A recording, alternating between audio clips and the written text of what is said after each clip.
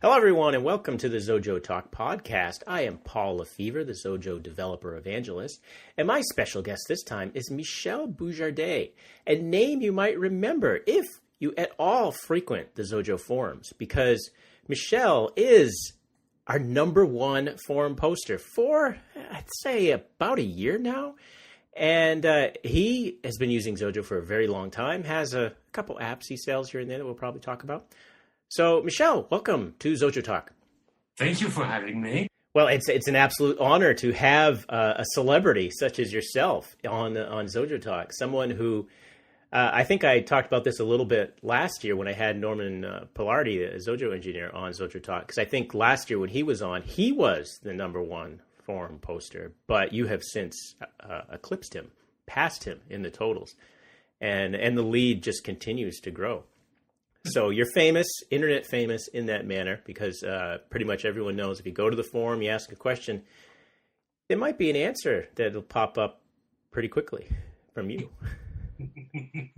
So why don't you tell us a little bit about your background? You know, what started you in programming? What started you down the path of using Xojo? What you use it for? That sort of thing. All right. Well, it all started in the very ancient ages. I came back, from America around 82 or so. And the Sinclair ZX81 was the craze in France. I remember that was very popular in Europe. That one was not too popular here in the U.S. But... No, I mean, a tiny machine, $50 or so. And I mean, basically I said, okay, I'm going to buy one to see how that works. I had a background in electronics, so it was fairly logical. Right. So I buy this and I start punching in some basic. I mean, the Sinclair basic was kind of strange, but I got this working. And about a couple weeks later, I had added tons of peripherals to the thing and programmed in machine language and assembler and stuff.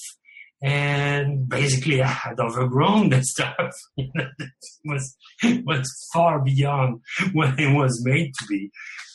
So was probably the summer of 82 or so. Got some money from my grandmother and rushed to the first store that was selling Apple IIs, and got myself an Apple IIe. That's quite a jump from the tiny little Sinclair thing that you could fit in the palm of your hand to an Apple IIe, which weighed like 30 pounds or something like that. Right, with a huge screen, green screen I got and stuff. And basically, the thing is, all that I had learned on the small machine was applicable to the big machine. And that was the start of a thing that never ended to this day. So I started, of course, with Apple stuff basic. Then the next year, the PC was around. So I got myself a Panasonic 9000 compatible machine. Right. Started, with a Basic GW Basic. And basically, I always kept to an Apple and a PC compatible machine on my desk ever since. So when the Mac came around, I got a Mac. And by that time, I had become a computer journalist. So I had tons of contacts, and it was very easy to get new machines. And it's kind of a logical path from all these ancient times basic to quick basic on the PC. Right. First compiler for basic. But there was a basic thing. I don't know. IBM PC had a compiler, but only command line. So Quick Basic was the first real nice Yeah, it had a little editor, and then right from the editor you could compile, so it was a Right. little speedier. It was Right. pretty revolutionary for the time, even though it was all DOS character based. But Yes, it was DOS character based, mouse enabled, but character based. And all naturally, I went to Visual Basic, which was basically a quick basic with with a Windows interface, nothing fancy. And okay, zoom forward. Around 93, I started to be real involved into my own business for fonts, computer fonts, and used Visual Basic real to create apps that I was selling with the fonts. And around, I guess it's around 2001 or so, I started hearing a lot about Real Basic. And in 2002, I made the big plunge because I wanted to be able to develop for Mac. And then I bought, I believe, the Real Basic 4.5. Got my application together in less than a week. Ran so fine. I said, okay, I'm going to try having it run on PC. So I see how easy it is. And sure enough, it was terribly easy. So that's when I left Visual Basic behind. And I've been using Real Basic and then Xojo ever since. Well, that about matches my time frame a little bit. The first time I saw Real Basic was 2001, but that was right after I got a Mac. So until then, I was only using Windows PCs myself. Yeah, on the Mac it was kind of a rocky road until then, because the first Mac was using Pascal, and they changed so much, that it was very, very. At one point I said, okay, I give up. And so basically, when I came back, was for Real Basic, because I knew it was an environment that was stable enough to deal with it. And sure enough, one of the things that amazed me most was the way Real Basic went through all the motion of the Mac, going from 16,000 to PPC, PowerPC, and then from PowerPC to Intel, and from Mac OS to extend. Yeah, that was the big one that grabbed me, because at the time I was new to Mac, and I had never used that older Mac OS because I didn't care for it. And the only reason I considered a Mac at the time was because OS X was coming out, and I'd read and studied a bit about OS X, and I was impressed with that. I was like, oh, that's a real operating system, not this toy thing that I'll offend half our people with. Say, the old Mac stuff, that wasn't serious. That was not nearly as good as Windows. And when I say that, I mean like the Windows NT stuff, not the Windows 95 stuff. I always used the Windows NT based, real, multitasking operating systems. And so when OS X was coming out, it was Unix based. I was very excited about that. So I got a Mac. I never ran the old Mac OS on my Mac. I booted into OS 10.0 and used that right from the get go. But that's one thing. When OS X came around, I had lots of people around me, saying, "Oh, Windows is much better and is going to take over the world." It was already a fact. And I said, "Okay, the only box today with Unix is a Mac, and it remains the only one." There's no other. Well, Linux is that, but a desktop that runs Linux, every year is, quote, the year of desktop Linux, but desktop Linux never really makes it anywhere. But Macs are the real desktop Linux or desktop Unix machines that you can buy these days. And I remember my dad, the same thing. He worked for a government contractor for many years before he retired, and he always used Unix on site. And he was the same as me when the Macs came out, and all of a sudden they have Unix. He's like, I got to get me one of those. Yeah, I mean, to me, that was really the innovation. I have to admit, the first Mac was really a toy. It was impossible to do anything. Yeah, I never used one of those old ones. So what do you think of the news that popped up this week? Microsoft's having their Build conference, and they announced that they're going to be putting not necessarily Unix on Windows, but the Unix Bash shell is going to be now available on Windows as I guess it's not going to replace the command shell, but it's going to be some sort of supplement there. So, well, what's this thing? There is there is already a Unix shell for Windows. I cannot remember the name of it, but there is one. Yeah, this one's now going to come with the default installation, though. So that seems like a pretty big change for Microsoft, too. Because, I mean, that'll make a lot of the scripting that people tend to do more compatible, I guess. It still seems like it'll be a bit of a puzzle just because on a file system management side, Windows seems to be rather different than Unix. So, well, the first thing I can think of is Windows doesn't really have permissions. I don't know how they're going to implement chmod. Right, yeah, some stuff like that. Yeah, stuff like that. I mean, you've obviously got the different in the separator character. Windows is using the backslash, and Unix uses the /. That's not. I mean, on the PC, I recently tried. It takes the / very nice. Oh, it does. I've never tried that. I just, old habits die hard. Under Windows 10, it works. That is good. Yeah, so it'll be interesting to see that. Supposedly that's going to show up in the next version of Windows 10 that I guess they're going to be pushing out sometime this summer. I shall have it soon, because I'm part of the Insider program. So yeah, maybe it'll show up earlier. I have a VM that has Windows 10 running that fast Insider build or something like that, whatever they call it, where I'll get the latest updates.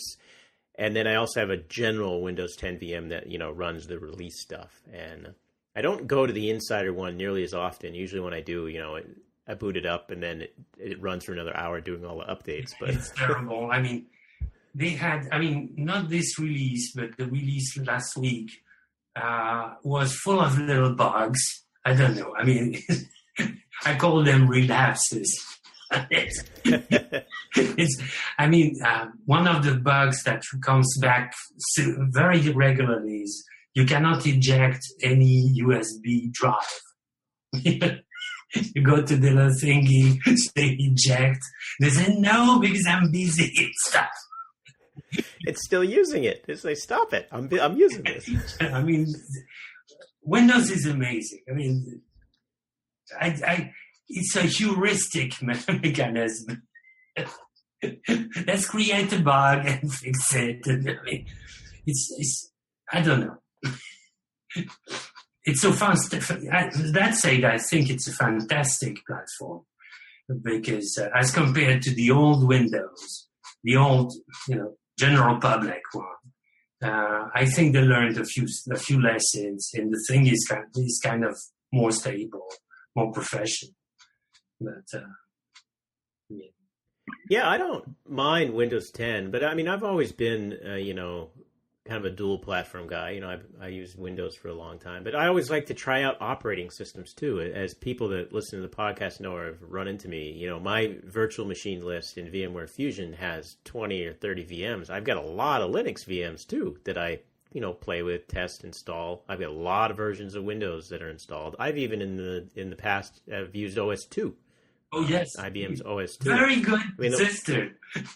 I loved OS2, and the first jobs I had was making a DOS database app out of college, and our computers had Windows 3.1, if I'm remembering correctly. That's right. And I remember I didn't care for that. That was, the UI for that was nasty because they were still litigating with Apple, so they had to make it look a little different. And it was really unstable because it was like a shell that ran on top of DOS. Mm-hmm.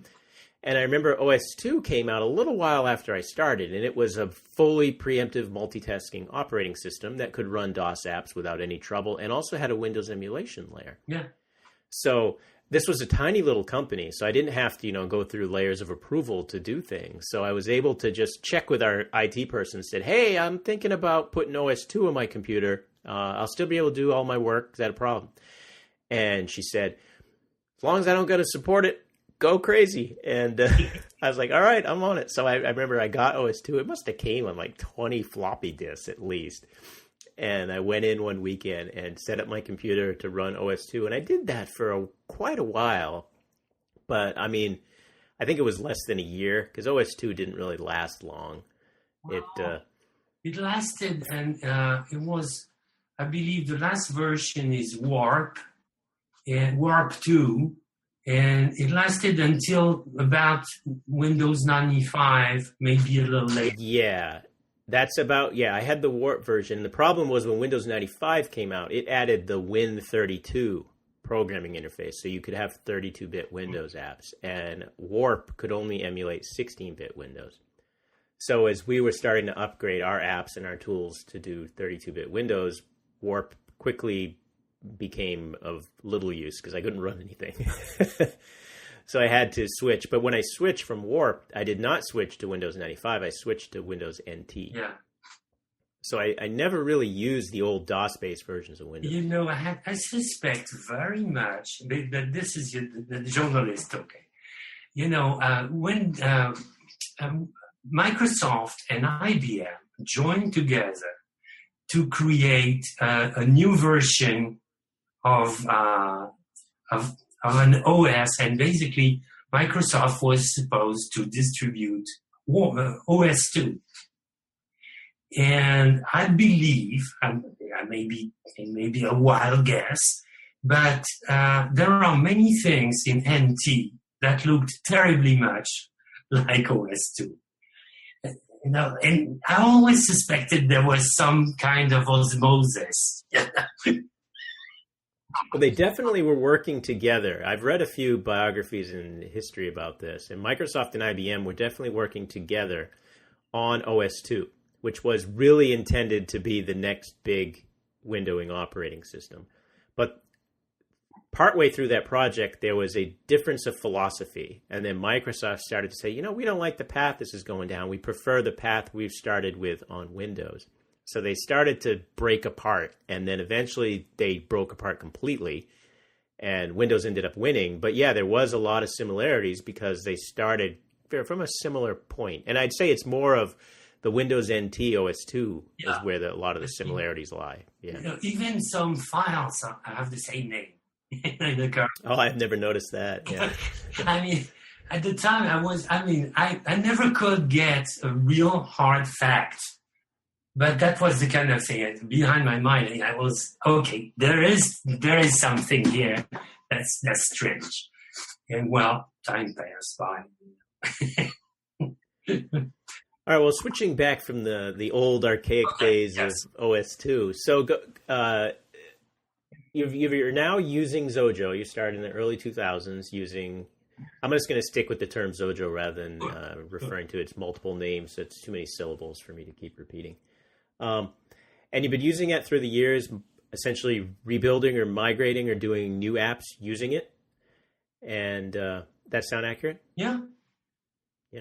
And as I mentioned at the top of the podcast, so at this point you have a couple apps you're selling, right? Is that yes, about 17. About 17, right? Yes. In the Mac App Store, plus a few others on my websites, but. And I think I've heard you talk about on the forum. So you primarily have stuff in the Mac App Store. Do you also have stuff in any other app stores, Windows App Store or anything else? Yes, I have about 6 apps in the Windows Store, but they're not created with Xojo because so far Xojo Xojo doesn't support the new application model. And I'm waiting for what's been promised last year. Windows is going to release the bridges, and they already released the iOS one and the Android one.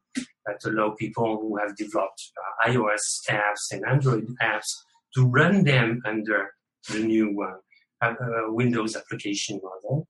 And we should have that for Win32 applications this year. Yeah, I've read a little bit about that. I guess I didn't realize that wasn't out yet. But yeah, so that'll allow you to use Win32 to make essentially the newer type apps that they have primarily in the store. How's the traffic on that store? Is that it's about I mean, I haven't checked recently, but when I released back in 2013, the traffic was about 20 times less than the Mac App Store for the same titles. So it was a dismal failure. Since Windows 10 has been around, it seems to be growing. I couldn't say really, I mean, I haven't made a tally of it, but it's growing. It's visibly growing. So I'm pretty confident when they have the bridge for Win32, I will port a few apps that were too difficult to port directly. I will do it in Xojo, bottle them in the bridge, and then see how it goes. Yeah, that makes sense. I suspect that Windows 10 is probably what's helping with this. Is it certainly seems like Windows 8 didn't get a lot of the adoption, and that's primarily where the Windows Store first became more prominent. And if a lot of people weren't using Windows 8, then they're not going to know. It's not even a question of prominence. It didn't exist before. Oh, well, there you go. So the biggest installation, which is Windows 7, cannot access the Windows Store. How stupid is this? I mean, that is, yeah, because even Apple, when they put out the Mac App Store, they made it backwards compatible to, I think, 10.6, one of the 10.6 versions. Yeah. So basically, the thing is, they decided the Windows Store was only going to have the new application model. So there was no way to have the Win32 and .NET apps in there. The only thing that they accepted, also reluctantly, was to list regular desktop applications. And even then, since Windows 10, now they have taken them off the Windows Store. Oh, really? There is no way out of universal Windows programs anymore. Interesting. Well, we'll see how that progresses on that front. Windows is always changing and tweaking things, so there's always stuff to stay on top of. Yeah. I'm pretty confident, as soon as we have the bridge to be able to package Xojo apps, it could be a tremendous venue for Xojo developers. Because, I mean, basically, Xojo already supports touch. I know you got the Sharp tablet, Windows tablet. I mean, Xojo works right away with it. So it's fairly easy to design very nice applications in Xojo for Windows Touch. So I guess, I'm expecting to be able to make good money there, basically. Some of the apps I have in the Mac App Store will very nicely play there. Oh, that's great. Yeah, that'll be a key thing. Making it easy to distribute and sell your software is important. I mean, anyone can make an app, but if you got to go through the hassle of creating your own website and your own payment system and then getting the word out there, a lot of people might not bother. But if there's a simpler store that you can just build your app and kind of push it out to, that helps a lot of people. So the Xojo forum, our forum kicked off with the release of Xojo back in 2013, and it's been obviously very, very popular. And now you're in Europe, you're in France. Mm-hmm. And I think that's probably the secret, because, there's a lot of people that use Xojo that are in the US, but you have this head start on them, by several hours. So you're able to like see all these questions and answer them. But how is it that you're able to stay on top of the questions that come through, and then like, and it's not like you're replying with, these little phrases or 2-word answers. You often have very thoughtful, well-written little answers that are entirely relevant to and help people out. How is it that you're able to do that? Well, I have to admit, I am a pure computer geek. I have no life. I'm a science fiction fan. I'm a computer fan, and I feel more comfortable with machines than with people. So now I say this. The thing is, well, I think you could say that about all of us, but more or less runs in the family. But the thing is, I have the forum on my screen, and I'm doing my stuff. I'm trying to solve my own little things for the program, and very often, I read the question and I say, okay, that's an interesting thing, and basically it all starts by, this is challenging enough for me to give it some thought. And, my delight is to find some approach that hasn't been found before. Very often, the pleasure of finding another approach makes me write the stuff, because there's so much. There's only so much. Most people will try to give recipes. I like to invent recipes. Yeah, I definitely say most of my responses will be, pointing people to some reference, or obviously, because I work on all the documentation, to existing documentation that will explain to them how to do what they're asking, rather than try and reinvent the wheel, because that's more time consuming. And I tend to break my forum. I'm very regimented in how I, chunk up my time. So I'll have, all right, this is my allotment of morning time where I'm looking in the forum, and afternoon time when I'm looking in the forum, and otherwise I'm doing other things and I don't keep an eye on the forum or anything like that. And so you'll see me, I'll have like a flurry of things I'll answer for this period of time, and then I'll have like a bunch of the top posts because I quickly answered a bunch of stuff, and then I may not show up there for hours later because that's, now it has to wait for my next block of time. So yeah, but I see a lot of people who do the same I do, and then I see a lot of people doing what you do. I guess we all have different schedules and way of doing things. I have to admit also, writing in a forum or trying to help people takes me out of my, my little things. I'm usually writing my own apps, but, when you get too much involved into some coding, you start seeing nothing. You get lost. And thinking about something entirely else, it's a way for me to relax from that. And when I come back to what I was doing before, usually I have the solution. Well, let's talk about that for a moment, because in general, that's a brilliant little tip to give to people in general, is if you're coding away and you're just frustrated and stuck on something, the best solution is often not to just power through it and to just keep working on it. The best solution is often to drop it and do anything else. And if that is going to the forum and just reading, or helping people answer utterly unrelated questions, that's something else. Or, reading a general article on something, on anything, that's something else. But I've found that just dropping it and coming back to it later, and you look at it and you're instantly like, you know how to solve it. You're like, oh yeah, I just got to do this. Or how could I possibly have not seen that, yesterday or 2 hours ago? It's amazing, that little piece of advice, how well it works. I see people that will just power through it, and they end up wasting hours of their life, not making any progress. But that happens to me.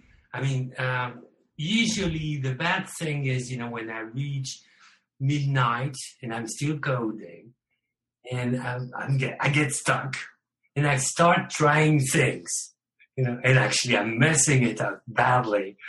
And the next morning when I look at it, how can I have done that? And I'm not drinking, I'm not getting drugs, but I'm basically getting stuck. And usually I will go back 3 or 4 versions before I had done all that mess. It works.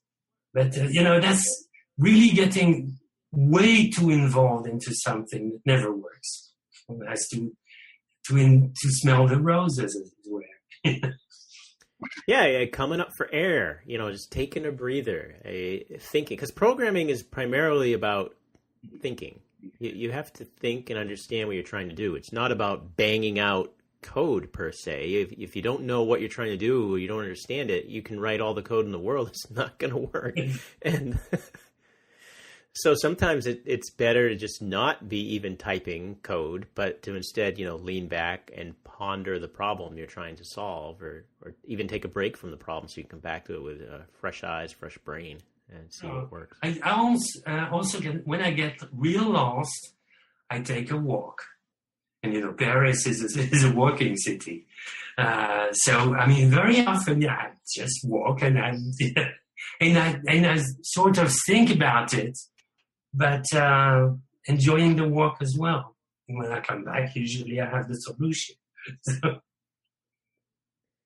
Very nice. That's a good health tip from XojoTalk here. Is take a break, take a walk. Yes, and aren't we too...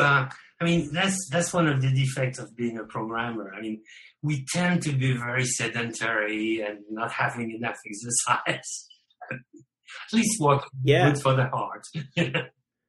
Yeah, walking's definitely good. And it's easy. You get into this path where you're working on something, and all of a sudden you just utterly lose track of time. And then the first thing you know, you haven't moved for hours because you're just working through this problem, and you're just so focused on it. And because you're in a groove, you're not stuck. You're making great progress, and you're just plowing ahead. And then all of a sudden you look up and like, oh, holy cow! I haven't moved. I've been doing this for hours. And that's a great feeling to get that much accomplished. But it's also not entirely healthy if you do that all the time. So yeah.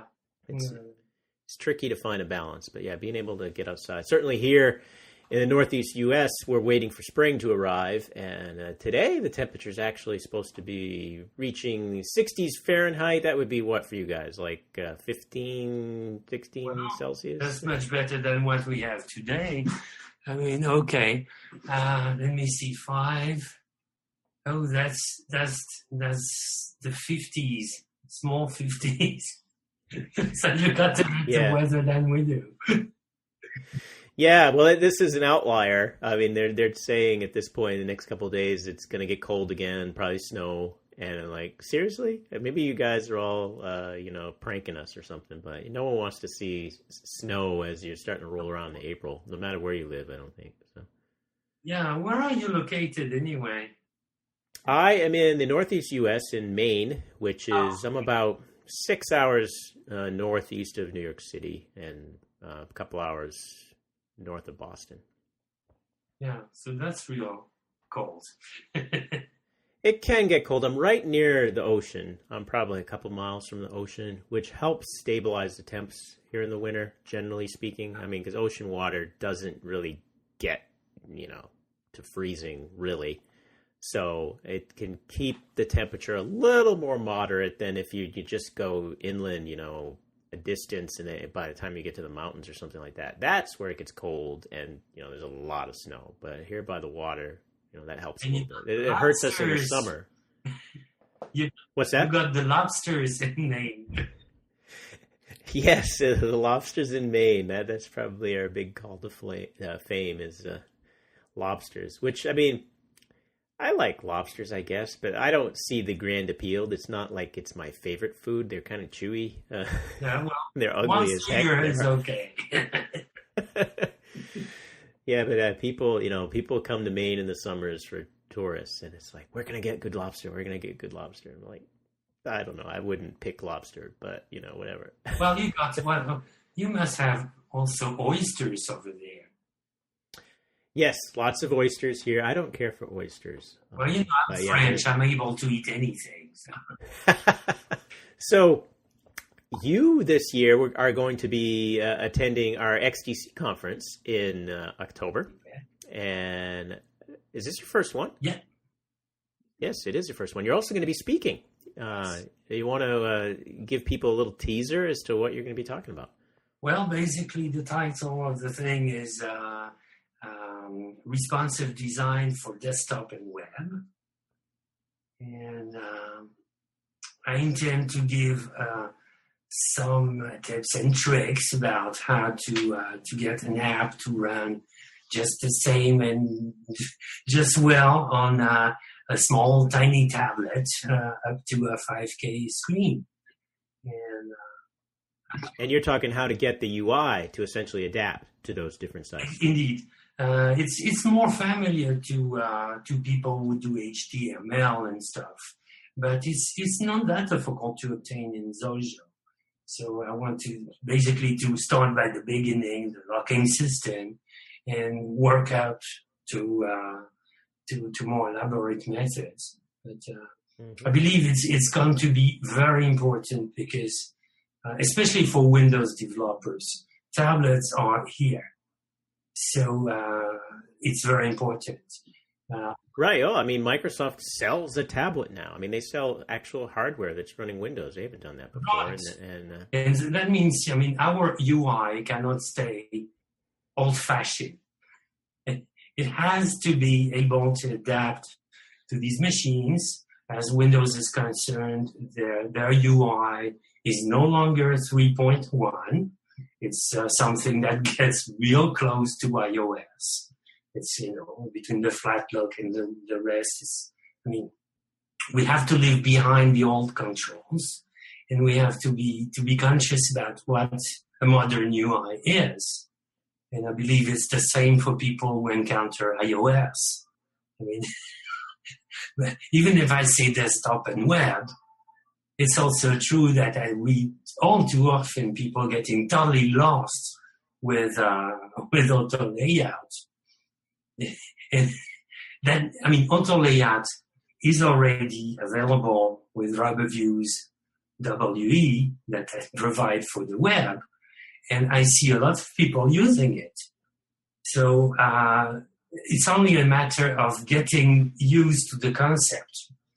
And as a matter of fact, I think, desktop will not evade responsive design forever. I don't know if there will ever be an OS X, OS X tablet, but yet, between a 1280 by 800 pixels and a 5K screen. Right. Well, that's the thing too with the Retina displays that are so prevalent on Macs now. That requires some thinking too from your design standpoint, because I know some of the youngins will be like, oh, I'm going to get me one of these 4K 5K displays, and they'll run them in tiny mode so they can fit more stuff on the screen, right? And I don't know about you, but I can't run it in that tiny mode because I can't see anything. And sure. So I run it in the high resolution mode, and that requires, thinking about how you want stuff to scale and align and things like that. And yeah, the screen sizes are all over the map. Apple's got their tiny little MacBook that has a pretty small Retina screen, and then you've got the other laptops. And it's unfortunate that, right now there's desktop and mobile, but desktop encompasses the laptop screens essentially, but people that have laptops, and that's the majority of people, don't refer to them as desktops really all the time. And some laptops, particularly Windows ones, you can twist and flip, and all of a sudden they're a tablet. So, I think one of the main revolutions I tried to explain actually on the forum, and I see lots of people not understanding it, is that we no longer have the luxury to keep the good old way of doing things. It may still work today, but tomorrow, youngsters don't discover computers. They discover this. They discover phones. Touch interface. And, pretending that we're going to live forever with the old interface and the mouse and stuff is short-sighted. We're going to live soon in a world where lines will be blurred. And, as I said, Windows and iOS converge. It's not apparent to everybody, but I'm very familiar with the human interface guidelines for iOS and the design guidelines for Windows 10. They're very, very, very close. So, really? It's no longer a luxury. I think, any app has to be responsive. It's no longer a choice. It's a must. And I intend to show that it's not that difficult. It's not that terrible. It takes some efforts, sure. But, the rewards can be very nice. So, come on. When people, one of the tremendous things, I talked about the Windows Store. The Windows Store, you cannot place a plain out-of-the-box desktop app there. Because people will find them yucky, old, and they won't buy. Right, yeah, it won't, it'll stand out, but not in a good way. Right, people will say, what's that junk? And the fact is, reworking the UI is not that difficult once you have an app that works. I did the work for CheckWriter. It's an app that's night and day when you take the old-fashioned design and the new design. And it's still the same engine. It's still the same logic. So, it's been working my brain for a while. I need to get it. Well, it sounds like it. That's more of a teaser. This gives people a great bit of insight into why they're going to want to attend that session to get some tips about that. And I bring up your session in XTC in general because I think it was very recently, last week or so, where we posted the schedule, the not really the schedule, but the list of sessions that are XTC. So we've notified all the presenters, and we now have a list of sessions. You can see who's presenting, what the session topics are. And for XTC 2016, we have a pretty large list of people that are first-time presenters, like you, Michel. And this is great.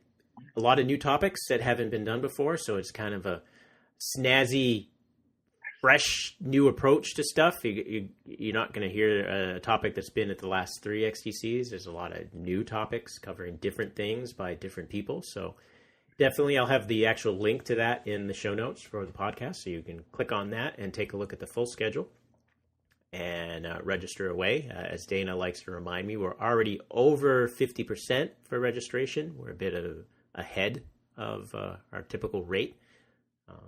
And there is an upper limit. It can sell out or we can't accept new people. So if there's something there that interests you, sign up sooner rather than later, of course. All right, well, I think we've probably covered quite a bit in this XojoTalk. I want to thank you, Michel. This is Michel Bujardet, forum poster extraordinaire. Thank you for being on XojoTalk. Thank you. And have a great day, everyone.